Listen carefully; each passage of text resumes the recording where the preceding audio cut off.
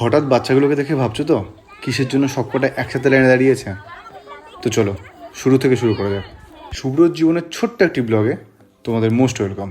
আসলে আজ ছিল স্কুলে পিকনিক, আর এখানে সেটার জন্যই প্রস্তুতি চলছে।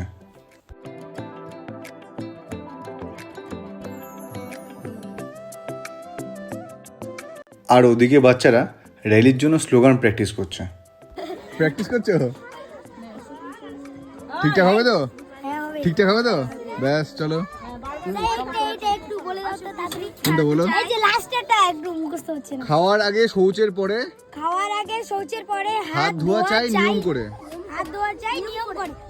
ব্যাস, প্র্যাকটিস করা কমপ্লিট, আর আমরাও বেরিয়ে পড়লাম নির্মল বাংলা গড়ে তোলার স্লোগান দিতে গেলে। আসো আসো, এখানে আসো। শৌচের পর যাও হাত ধোয়া চাই, বলো। নিয়ম করে।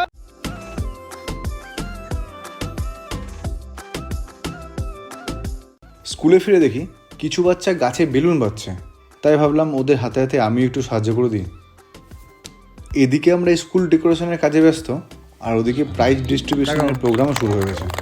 আসলে 2 দিন আগে স্কুলে বসে আঁকো প্রতিযোগিতা হয়েছিল, আর যারা উইনার হয়েছিল তাদেরকেই আজ প্রাইজ দেওয়া হচ্ছে। প্রাইজ পাওয়ার মজাটাই আলাদা, তাই না? আচ্ছা, তোমাদের মধ্যে কে কে ছোটোবেলায় স্কুলে প্রাইজ পেয়েছো একটু কমেন্টে জানিয়ে দাও।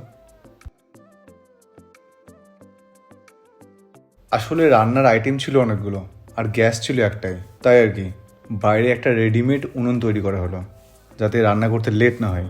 তো যাকে রান্না বান্না হোক, ততক্ষণ আমরা একটু খেলাধুলা করে নিই।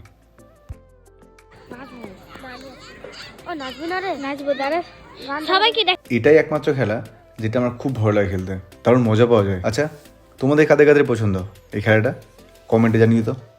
রোজ ব্যাগ ভর্তি বই নিয়ে স্কুলে যেতে যেতে যদি হঠাৎ করে একদিন বলা হয় যে আজ স্কুলে কোনো ব্যাগ নিয়ে আসতে হবে না, কোনো পড়াশোনা হবে না, শুধু খেলাধুলা হবে, তাহলে হয়তো অনেক বাচ্চাই স্কুলে আসার জন্য জেদ করতো।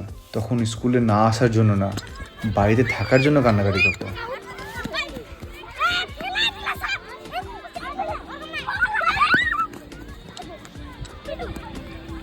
খেলাধুলা করতে করতে সবার খুব খিদে পেয়ে গেছিলো, তাই খেলার ফাঁকে একবার দেখতে এসেছিলাম রান্নাটা কত দূরে গেলো। আর সত্যি কথা বলতে আমারও খুব খিদে পেয়ে গেছিলো। ব্যাস, প্রতীক্ষার অবসান, খাবার রেডি, বাচ্চারাও বসে গেছে। তো চলো আমরা খাওয়া দাওয়া করি, আর তোমরা তাড়াতাড়ি কমেন্ট করে জানিয়ে দাও ভিডিওটা কেমন লাগলো। Till then, tata.